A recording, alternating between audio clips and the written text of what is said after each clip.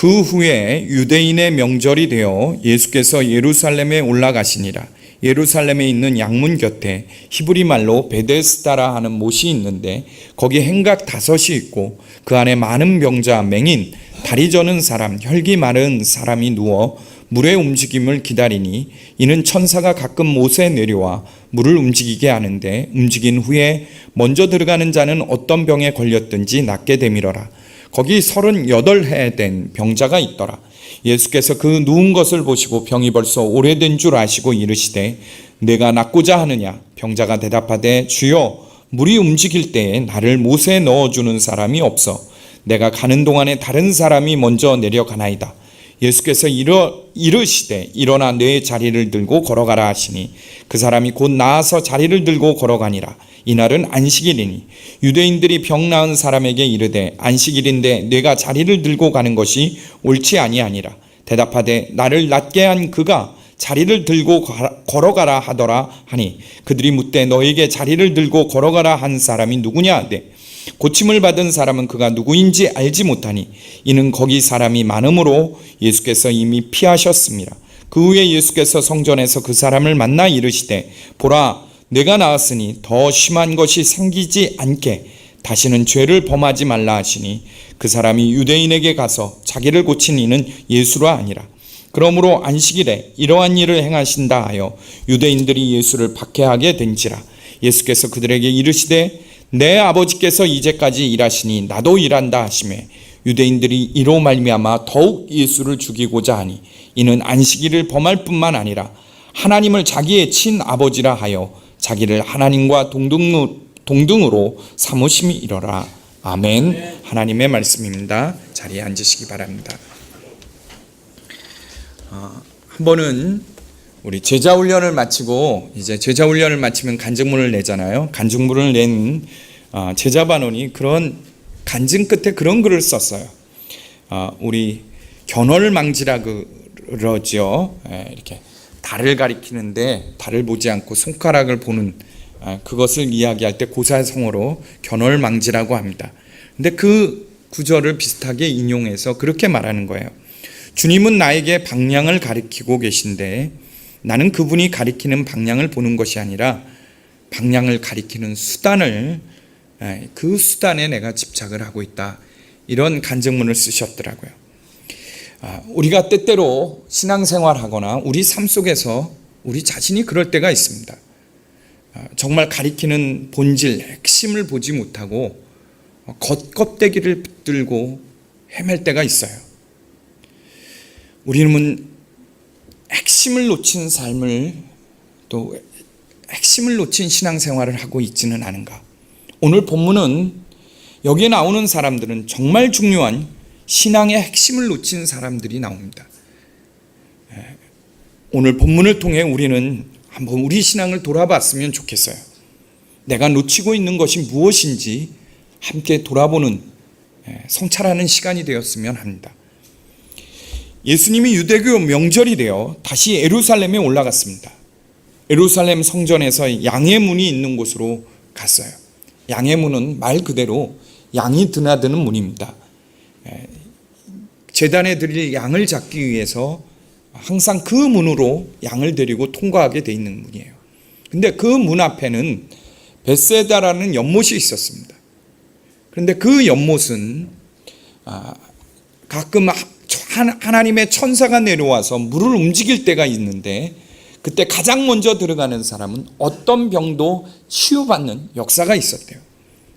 그래서 수많은 병자들이 거기에 몰려서 기거했습니다.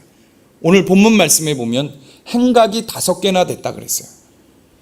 그 당시에 의학적으로는 고칠 수 없는 중한 병자들, 맹인, 다리 저는 사람, 혈루병 마르는 사람, 이런 사람들이 와서 기거하면서 물이 동할 때를 기다리는 거예요. 예수님이 그곳을 지나가다가 한 사람에게 주목했습니다. 그 사람은 38년 된 병자예요. 왜 예수님이 그 사람에게 주목했을까? 그가 중한 병자이기 때문에 그랬을까요? 거기에 온 사람들은 다 중한 병자들이에요. 세상의 의학 가지고는 고칠 수 없는 병자입니다.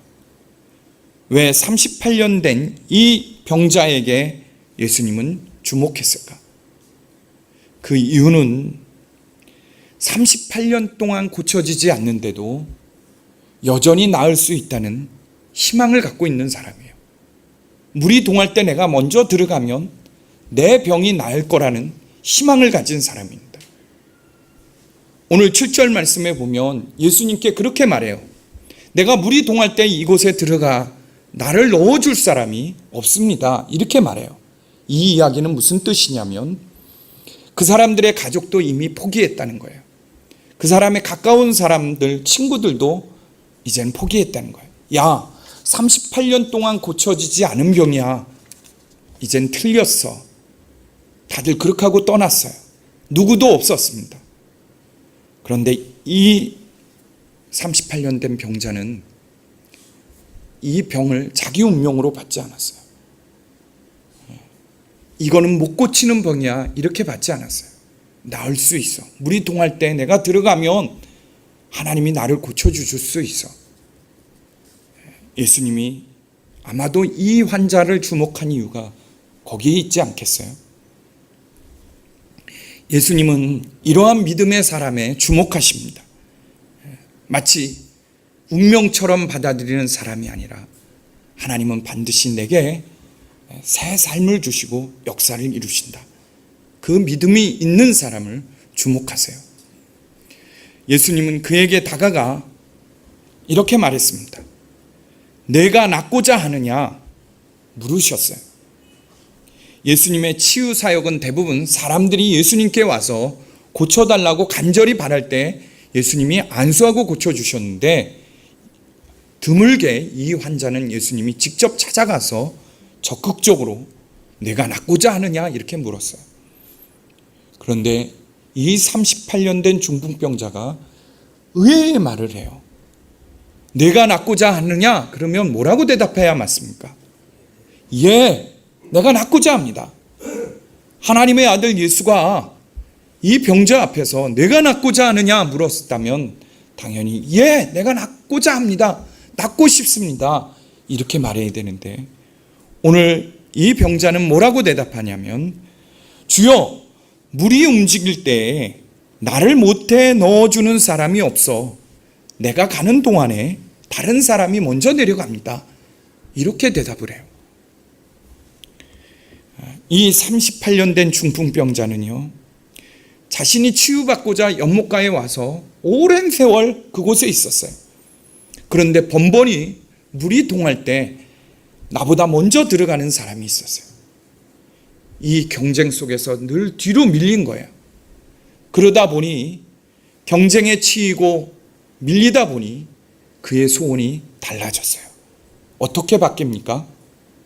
내가 낫고자 하는 것이 아니라 지금 내게 필요한 것은 예수님, 다른 사람보다 먼저 들어갈 수 있도록 나를 집어넣을 사람이 필요합니다. 나를 집어넣을 사람이 필요합니다. 이렇게 간구가 바뀐 거예요. 내가 낳는 것의 기도 제목이 아니라 내 기도의 기도 제목이 나를 넣어줄 사람이 돼버린 거예요.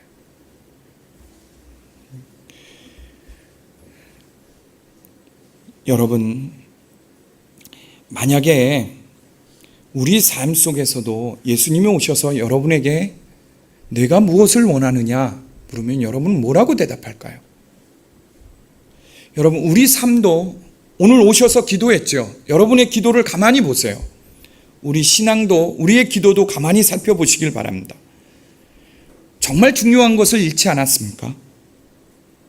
사랑하는 성도 여러분, 우리가 간절히 원하는 것은, 여러분이 간절히 원하는 것은 행복 아닙니까?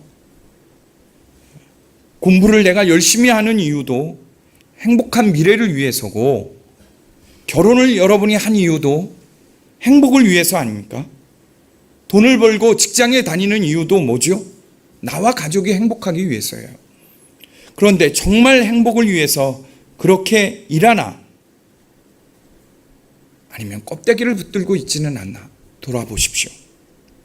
예수님은 우리에게 이 중풍병자에 물은 것처럼 물으실 거예요. 내가 행복하기를 원하느냐? 그때 우리는 이렇게 대답하지 않습니까? 네, 내가 돈이 없어 그 차를 사지 못해 불행합니다. 저에게 돈을 주십시오. 예, 내가 돈이 없어서 보다 좋은 집을 사지 못해요. 저에게 돈을 주십시오. 예, 내가 시험에 합격해야 되는데 학원 다닐 돈, 스펙을 쌓을 돈이 없어요. 저에게 돈을 주세요. 예, 내가 사업이 잘 되어야 행복한데 돈이 없습니다. 저에게 돈을 주세요. 이렇게 기도하지 않아요? 우리는 매일 눈을 뜨면 다른 사람과 비교를 해요. 그리고 그 비교한 결과는 마치 이 사람처럼 정말 중요한 것을 잃어버리고 다른 것을 붙잡는 거예요. 지방에 계신 한 성도님이 제가 강남 선한 목자교회라고 했더니 그 교회가 강남에 있나요? 그래서 네, 강남이긴 하지만 제일 끝자락 변두리에 있습니다. 그랬더니 그분이 그런 이야기를 해요. 저도 강남 대치동으로 이사하고 싶다는 거예요. 왜냐하면 자녀들이 지금 막 이제 학교를 중고등부를 다니기 시작하는데 대치동에는 좋은 학원이 유명한 학원들이 많다는 거예요. 아이의 장래를 위해서 대치동으로 이사 가려고 그러는데 집값이 너무 비싸다는 거예요. 전셋값도 너무 비싸다는 거예요. 그래서 기도 중에 있대요. 이 사람은 뭘 위해서 기도할까요? 우리 자녀가 공부를 잘하는 것, 하나님 안에서 지혜와 지식으로 풀어가는 사람이 되는 것, 이걸 위해서 기도할까요? 아니면 대치동으로 갈 그 돈을 마련하게 해달라고 기도할까요? 여러분, 우리가 기도하는데 혹시 오늘 중풍병자와 같이 정말 중요한 것을 놓치지 않을까요? 그렇게 기도하지 않습니까? 오늘 본문에 보면 또 한 사람이 나와요. 유대인입니다. 이들은 하나님의 말씀을 받았는데 그 핵심을 잃어버렸습니다.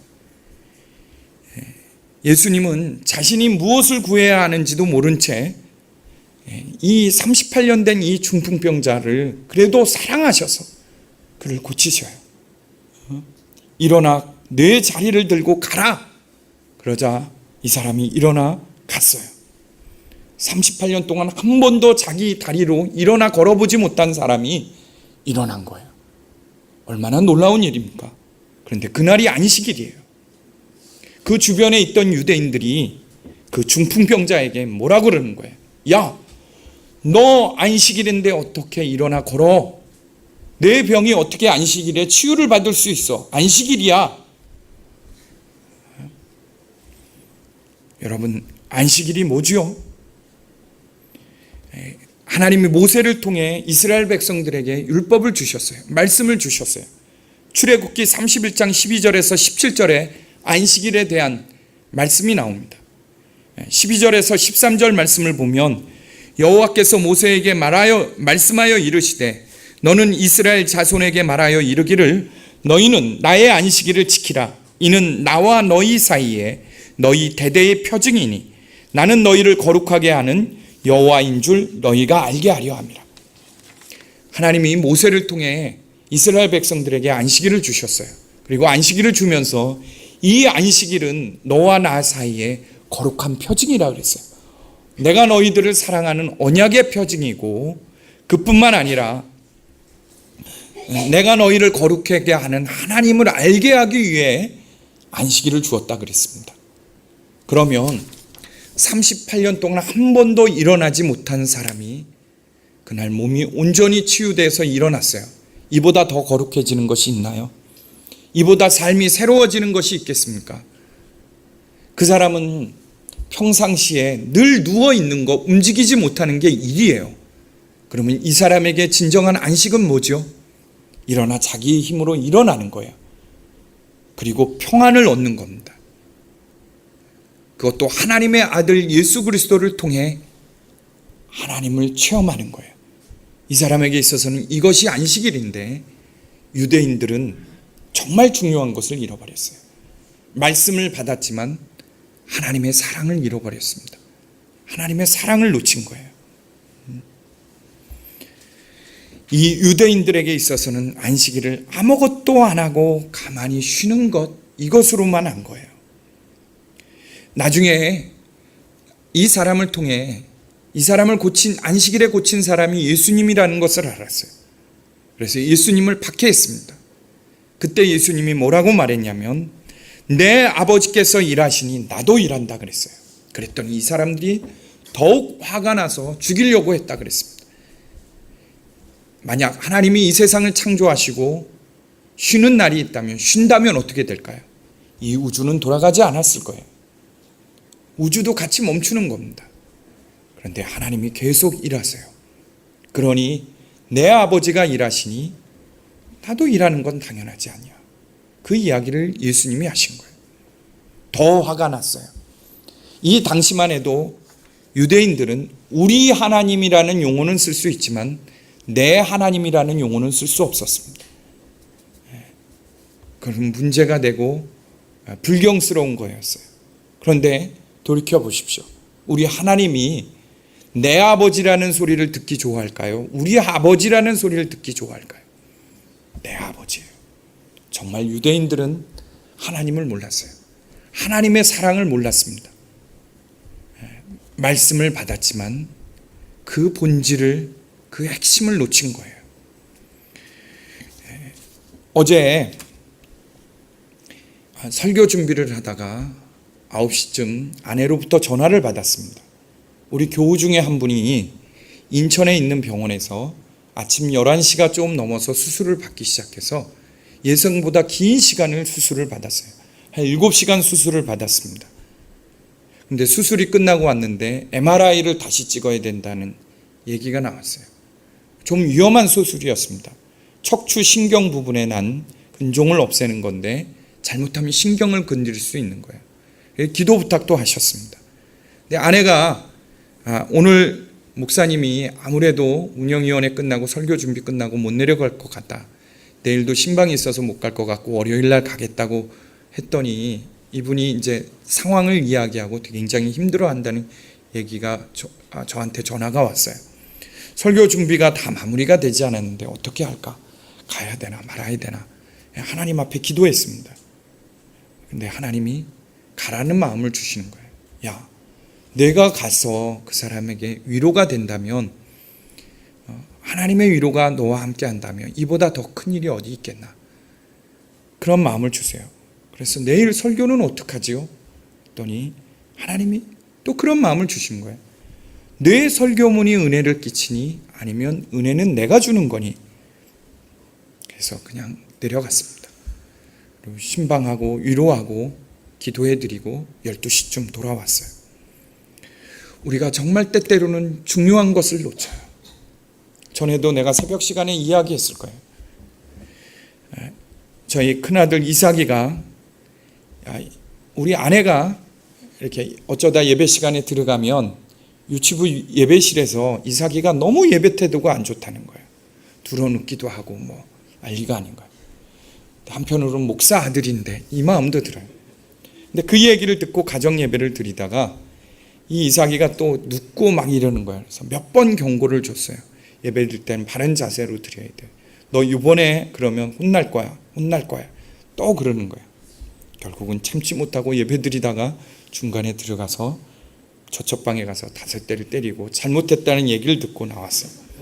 그리고 움직이지 않고 예배를 드리다가 잠이 들었어요. 정말 하나님이 원하시는 일일까요? 하나님 기뻐하시는 일일까? 돌이켜보게 돼요. 그렇다고 그 뒤로 이삭이 예배 태도가 바뀌었나? 전혀 그렇지 않습니다. 몇 년 전에 회복이라는 영화가 나왔어요.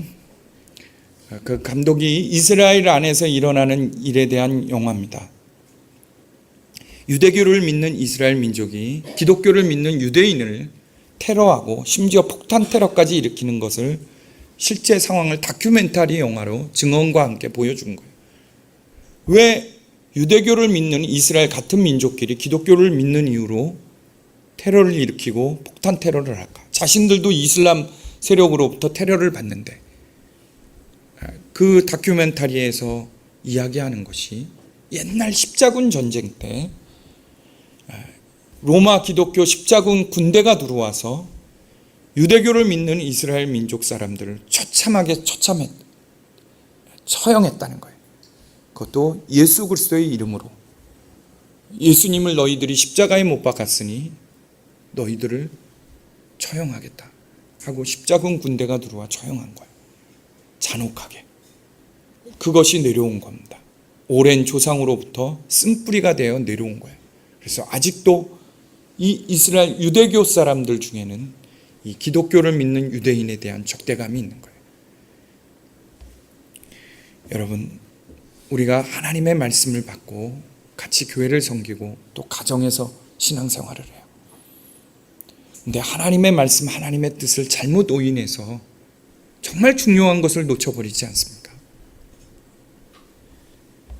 이 신앙의 핵심을 놓치면요, 결국 예수님을 놓치게 됩니다. 주님을 놓치게 돼요. 가만히 보세요. 우리 신앙생활 하다 보면 여러 가지 시험에, 교회 안에서 시험에 부딪혀요.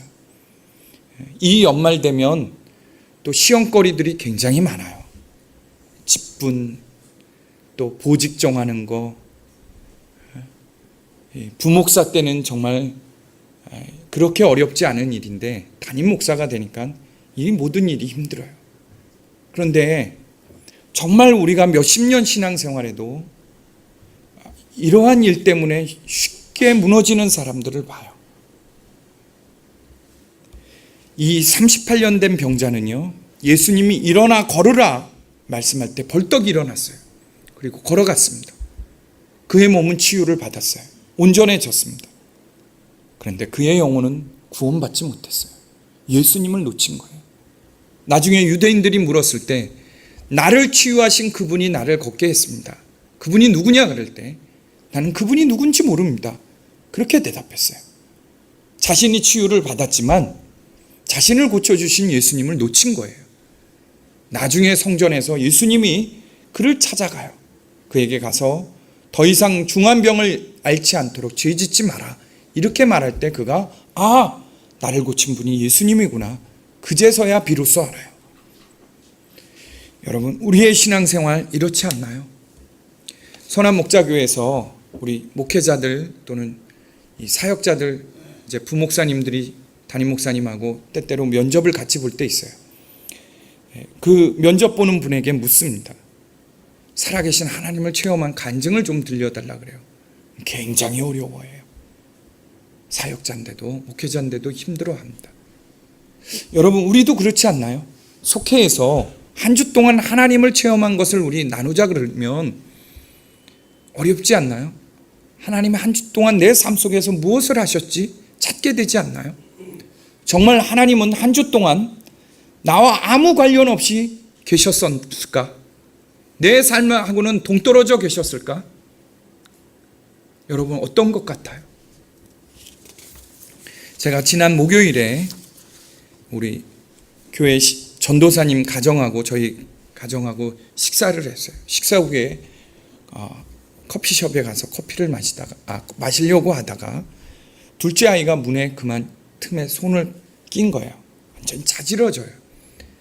갔더니 손톱 밑도 하고 손도 여러 군데가 까져서 피가 나고 손이 금세 이렇게 부어올랐어요.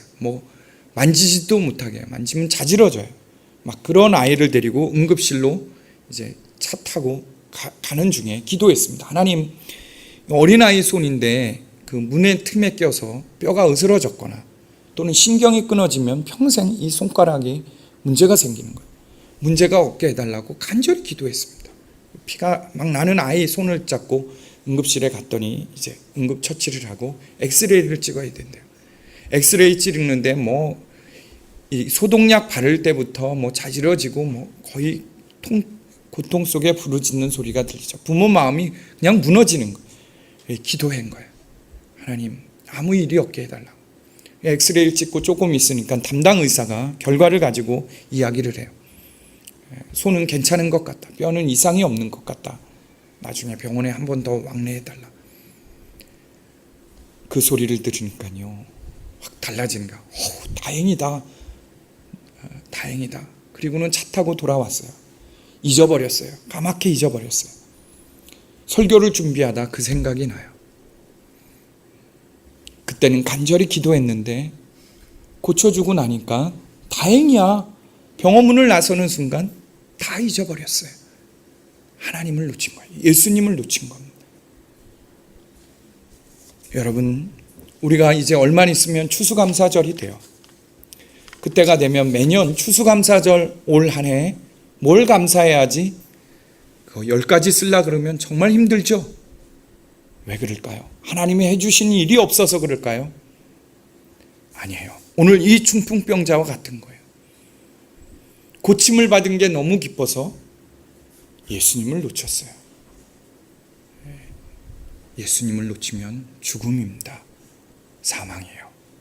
성도 여러분, 우리가 이 병자처럼 또는 유대인처럼 되지 않으려면, 핵심을 놓치지 않은 온전한 믿음이 되려면 매 순간 예수 그리스도를 바라봐야 돼요. 우리 신앙의 핵심이 뭐죠? 하나님의 사랑입니다. 예수 그리스도를 바라보면 하나님의 사랑이 거기에 있어요. 그러면 어떤 세상적인 것에도 흔들리지 않습니다. 누구와 경쟁 비교할 것도 없어요. 히브리서 12장 2절에 믿음의 주요 또 온전케 하시는 이인 예수를 바라보자. 그는 그 앞에 있는 기쁨을 위하여 십자가를 참으사 부끄러움을 개의치 아니하시더니 하나님 보좌 우편에 앉으셨다. 믿음의 주요 온전케 하시는 예수 그리스도, 십자가의 그 예수님을 바라보는 겁니다. 우리 사역자 교재에 하나님을 경험하는 삶 3단원에 보면 이 저자 목사님의 이야기가 나와요. 목사님의 외동딸 캐리가 16살 때 암에 걸렸대요. 그리고 암 치료를 받는 거예요. 화학적 방법으로 항암 치료를 받는 것이죠. 그런데 너무 딸이 고통스러워하는 거예요. 자녀가 고통스러운 그 투병 과정을 지켜보는 부모 마음, 여러분 아시잖아요. 그런데 이 부부가 한 번도 원망하거나 불평하지 않았대요. 하나님이 우리 딸을 사랑하지 않나 보다, 우리 가족을 사랑하지 않나 보다 이렇게 의심해 본 적이 없다는 거예요. 왜냐하면 딸 캐리가 아프기 전에, 암이 걸리기 전에 이 부부가 하나님의 사랑에, 십자가의 사랑을 체험한 거예요.